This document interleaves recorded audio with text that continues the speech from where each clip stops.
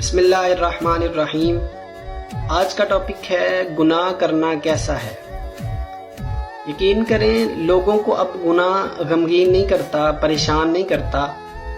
لوگ کسی انسان کا دل توڑ کر، اسے پریشان کر کے، اس کی عزت اتار کے، اس کو جھڑک کر پھر کہتے ہیں آیا تھا میرے پاس، میں نے سنائی ہیں اس کو باتیں۔ او اللہ کے بندے، تم کسی کا دل توڑ کر، اسے پریشان کر کے، اس کی عزت اتار کے اب بتا رہے ہو، اب گناہ کر رہے ہو کہ آیا تھا میرے پاس، میں نے سنائی ہیں باتیں۔ چلاکیاں دکھا کر، تیزیاں دکھا کر اب تم بتا رہے ہو۔ یہ تو بندہ مومن کی شان نہیں ہے۔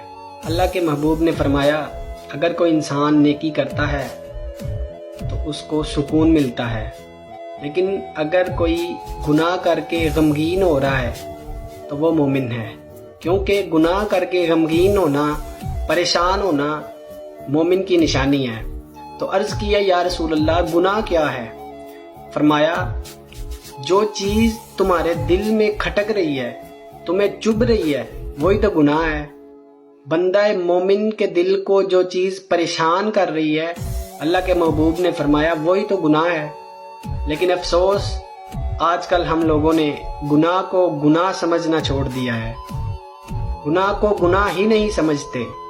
اللہ ہمیں جس چیز سے منع فرماتا ہے ہم اس کو اپنی مرضی کے مطابق کرتے ہیں، ہم اس کو گناہ نہیں سمجھتے۔